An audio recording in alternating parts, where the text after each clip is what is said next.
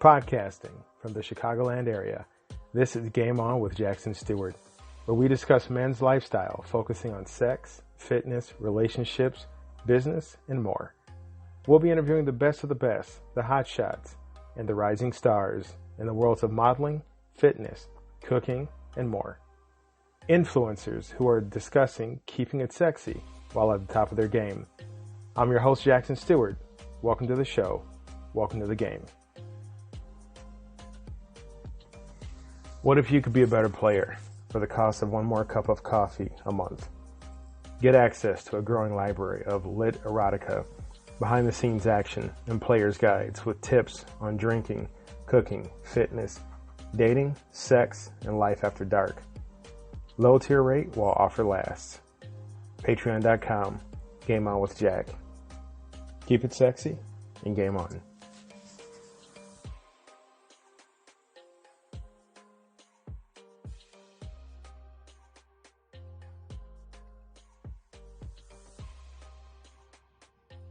Good people, sexy people, what is going on? Welcome to another edition of Game On with Jackson Stuart. I'm your host, and as always, I appreciate you taking time out to check out the show, get some useful tidbits, tips, hacks, information, whatever you want to call it, all in the pursuit of you becoming a better player.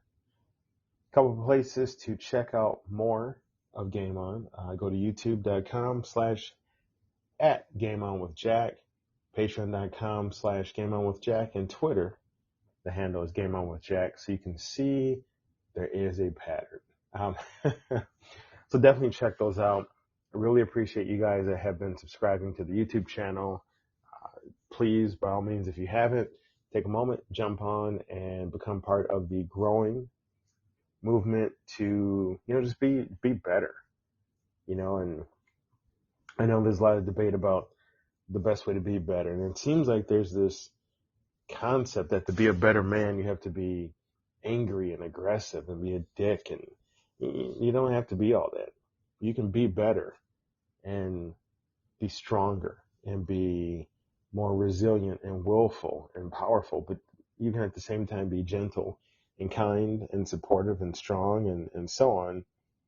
And so I just think that is, and maybe we'll do a show about that, because I've been hearing this from a lot of guys, and I see a lot of stuff on social media.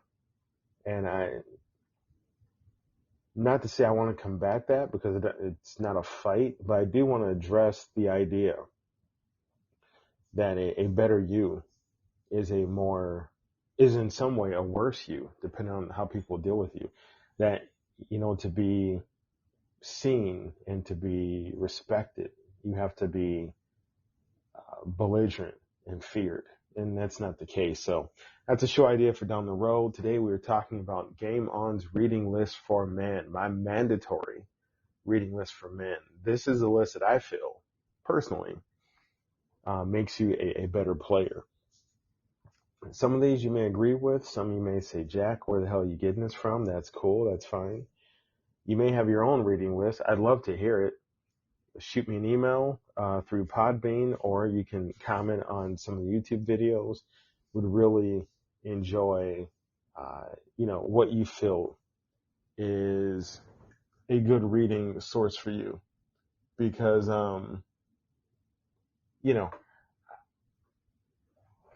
we stop reading as people once we're no longer forced to.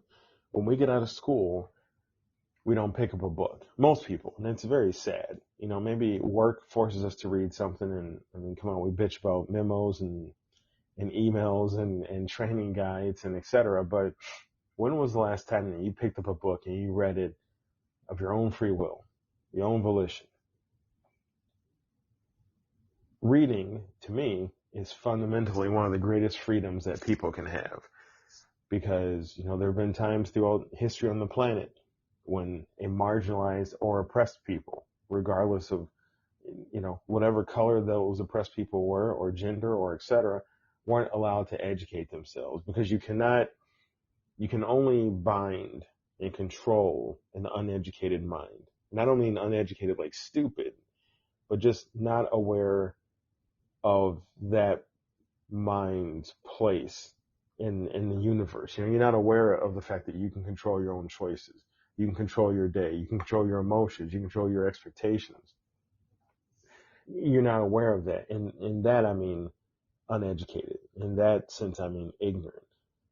You can only control that kind of a mindset by not allowing it to grow, by not allowing it to learn more. So when I hear people say, I don't read a book, what the hell is that about? I'm like, what? Why not? Reading, you can literally be anything if you read about it. And to some degree, an offshoot of that is you can jump on YouTube and watch videos about how to do a ton of stuff. Hell, I've done it. You have to fix a sink. I'm like, shit, what am I looking for? Jumped on YouTube, pulled up a video. That is another form of self-education. But reading, there's something a little bit more, I'm going to say, deep reaching, maybe almost primal, I think if I use that word, about holding a book and flipping through the pages. It's hitting you on multiple aesthetic levels, not just sight, but touch and smell and etc. So the whole point of that is read a book. And if, hey, Amazon costs money, totally get that. Although some books are free if you get them through, the Amazon app. But don't forget the library. Libraries are free. You get a library card for free. And you can take a book out for free and read it and then bring it back and then repeat the same thing. Too many people overlook the power of a library. You have just volumes and volumes and literally tons of books of knowledge of people's lives, of people's thoughts, of people's experience sitting in a building not far from you possibly that is allowing you to come in and take some of that knowledge home with you and gain it. What better method of leveling up in the game can there be than the ability to learn? Look at any of your great players in the game. Take Michael Jordan. Take Wayne Gretzky. Take Muhammad Ali. Take, Lou Gehrig. Take any of these people whose names stand out in the sport. And they studied it. They read about it. They analyzed it. You want to be a better player? Learn how to level up. You want to learn how to level up? Learn how to grow, how to expand, how to educate yourself. That is the whole process of becoming a better player in the game. And whatever the game is, game of life, game of work, game of sex, game of relationships, game of communicating, game of fitness, game of money, all of that. The key is, boom, being able to learn and grow. So here's my list. Some of these may surprise you, but I've got a little bit about the book and why I think it's a great read. We've got some honorable mentions that I have not. Well, some of these I've read, and some of these I have not in the honorable mention list. But definitely take time, and if you do nothing else, at least get one of these books and give it a shot. And I really think you'd be surprised. So here we go. And this is not in any specific order. Like this is better than that one because it's first or second. But Think and Grow Rich, first book I'm going to mention by Napoleon Hill. This book is considered by many to be the ultimate guide in business and entrepreneurship. Also, as well as one of the key books in terms of positive mental attitude. Written in 1937, but the book is timeless. And it's a bit of a dense read, but it's totally worth it. And you will see the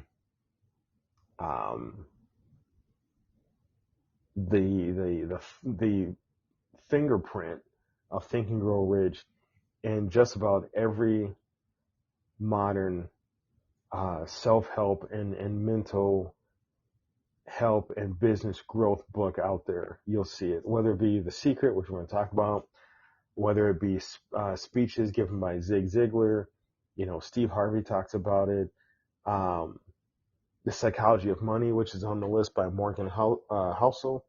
All these books reach back into some of the key concepts of Think and Grow Rich. It's a fascinating book. It's still timeless. I try and read it once a year. I know Bob Proctor, the late and great Bob Proctor, if you know who he is. He, I think he said he read the book like every month, and hats off to him, man. Even I don't read that fast, but definitely pick up a copy of Think and Grow Rich. You can get it. You can get it anywhere, and some places you can download it for free as a PDF. Animal Farm, kind of a surprise for people that I picked that one. George Orwell wrote this in 1945. It's a classic tale. It teaches men, we're talking about men's lifestyle on the show, but it can teach a man about corruption and hope and greed all through the eyes of livestock. It is sinisterly powerful, because at first you're like, oh, it's a book about animals and they're talking. You think of, something cutesier, even though there was a message in, like Charlotte's Web or something like that. It's not quite as dark as like Watership Down, but it's powerful.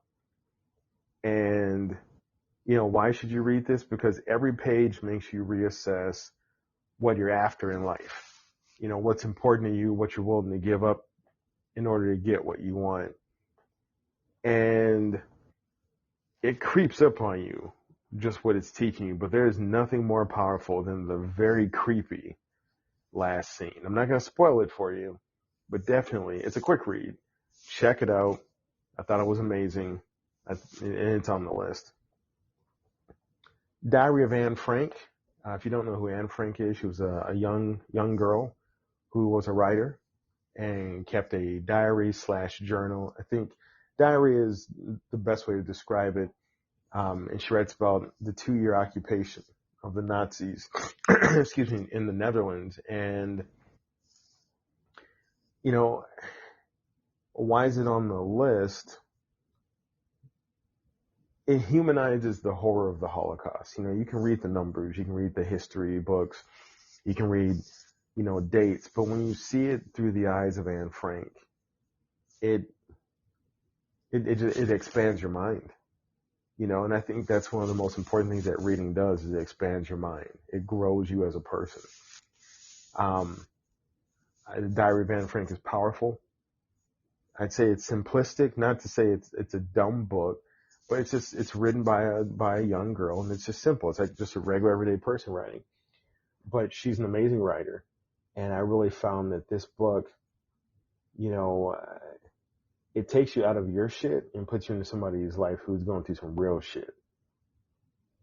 Along these lines, we could talk about, Eli Wiesel's Night. We talk about Schindler's List. You might be thinking, well, how do these books teach me about, relationships and communication and business? They broaden you, right? And a real player is broad. A real player is present on so many levels. They're not just stuck on one topic or one pursuit. They're multidimensional, multifaceted. And therefore and thereby, they're very fascinating. So Anne Frank totally picked that up. Tools of the Titans. Love this book. Tim Ferriss, who's a famous podcaster and author, he did the 4-day work week. I believe it's 4-day work week. He's got this great, almost investigative, immersive style where he finds a topic and goes like just eyeball deep into it and learns about it and writes about it. Tools of the Titans, 2016 collection of tales and tips about everything. So he's talking about health, he's talking about business, he's talking about task completion, he's talking about lifestyle, and he interviews all these people. He had a podcast. I'm not sure if it's still there, but he interviews all these people, celebrities, scientists, entrepreneurs, regular business people, just amazing people. It's over 100. And he boils down the interviews into like just these really meaty sections. So it might be like, Schwarzenegger wrote the forward, but it might be when he talks to, I know he talked to Jamie Foxx in the interview, but for example, it might be his discussion with Jamie Foxx, 6 pages from the interview that people could just read and take something away and apply it to their life. And that is like so powerful because most of the time when you get, books about how to and how to be better at this and how to be better at that, there's some fluff in it. And not, I don't mean fluff in an insulting way, but there's just extra. The person, where did they grow up and et cetera, and their town and where they go to school. A lot of the Titans book boils that down and it's just boom, here's the hot part, or here's a hot part of the interview. And it's masterful. It's why read it? It's almost like a cheat sheet to doing things better. So if you have not read Tools of the Titans, definitely pick up a copy. It's a great book, and it's like a great reference book. So you can just keep it with you, and you don't have to read it cover to cover. It's a big book. You can jump around, so I thought it was great. To Kill a Mockingbird, Harper Lee wrote this or published this in 1960. A lot of people have seen the movie with Gregory Peck. What's the book about? It's basically a snapshot of Southern racism seen through the eyes of a rebellious young girl whose dad is defending a black man accused of trying to sexually assault a young girl. Why read this? Well, once again, it truly makes you think. It opens your mind to the idea of justice. Now, granted, the justice system, I like to think, has come a long way since this piece, which I think it focuses on the 50s, if I'm correct. Justice system still has a long way to go. Don't get me wrong. I'm very well aware of that. But it just makes you think about what is right, what is wrong, what is justice, what's justice to you, as opposed to what's justice to society. And also, it will make you analyze and reassess your relationship with your father or the father figures in your life. What it is to have a hero on a pedestal, and what it is to see that person human, to see them struggle, and what do you do when you think you're always right, but you find out you're not? So, To Kill a Mockingbird is a great book. It's a quick read.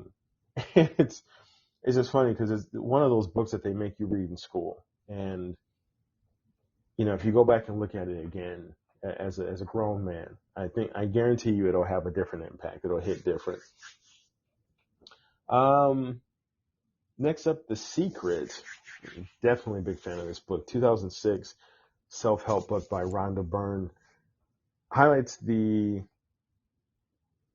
general concept of the law of attraction through interviews and essay proposals and so on. So, why read this? Well, it was huge years ago. And for the people who follow the law of attraction, it's a must. You got to have this book. If you're interested, it's also a must. You want to know what's the law of attraction? It boils down the concept and delivers it in a very entertaining, not to take away from the content, but entertaining and palatable way to grasp the concept. If you're a naysayer and you think the law of attraction is some mumbo jumbo hooey, still read The Secret, because one of the key points, whether you believe in law of attraction or not, it just talks about how you have a choice on dwelling on the worst or dwelling on the positive. And, I really think that regardless of where you fall on the idea of law of attraction, it's a worthwhile book. It's a great read. And once again, it's a great reference book. You can pick it up and read the book when you need to think about a certain portion of your life in law of attraction. Or you can read the whole thing from scratch in easily probably a couple of days. It's not a very big book, but The Secret's on the list for men to become better players and to level up. After that, I'd recommend the book Walden by Henry David Thoreau. It's a novel detailing a man's search for his role in life and in the world, and it all takes place as he's just secluded in his cabin. And if you're not familiar with Thoreau, he was very big into nature, and the book kind of has nature as a powerful backdrop in the characters and the author's kind of like a reassessment of who he is and where he is. Why should you read this? Well, if you're not a nature person, um, Walden's a great read because it will make you take a step back and look at, you know, the freaking trees that you pass every day and take for granted, the grass, the air, the water, the sky. I mean, it really makes you live in the moment and get outside and embrace nature and that you're a part of it, and it embraces you back. So I think Walden's a powerful read. It also makes you think a lot about how we treat the environment, how we treat ourselves, and so on. So, it's an older book. I mean, obviously it's older. It's 1800s. Damn it, Jack, how old are you that you say it's just older? You can get a copy anywhere. You could download it, I'm sure. And just give it a read. Definitely give it a shot. I Know Why the Caged Bird Sings is also on my list of books to read to level up.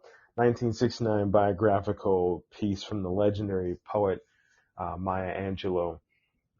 Why read this? Because regardless of who we are and what you are, the writing showcases the birth of an amazing voice through horrific trauma. And true players are masters of empathy, right? So that's why you see that one guy at a party or at dinner or at the bar or at the club, whatever, people are just drawn to him because he's empathetic. He is able to get out of his own shit, get out of his own head, and connect with people sincerely and genuinely and reach out to them on their level about what they're going through. And he actively listens. He just doesn't hear and wait to talk. Empathy it's like any muscle, quote unquote. It gets better as you practice it. Reading a book like I Know Why the Caged Bird Sings will give you insight into a life that you may not have any idea about. Maybe you're not black. Maybe you're not a woman. Maybe you're not a poet. Maybe you're not of the age that Maya Angelou was or would be. She's passed away, but you're not in her generation. You read this book and you will step out of who and what you are and wrap yourself around her journey, her plight, her struggles. Boom. Empathy exercise. So check it out. It's a hard book. It hits on some very, very dark topics, sexual abuse, racism, etc. But read it. You'll come out the other side a different and a better person. Let's see. Still on the list, The Alchemist. Very popular book. A lot of people have not read it, but they've heard of it. Paulo Coelho's, sorry if I jacked up his name, his amazing 1988 tale about a young boy on the search for riches who travels far and wide to discover true power. The Alchemist is another book that sneaks upon you with its message. And I remember reading it and thinking, like, God, why is this book so popular? What is it about? When do we get there?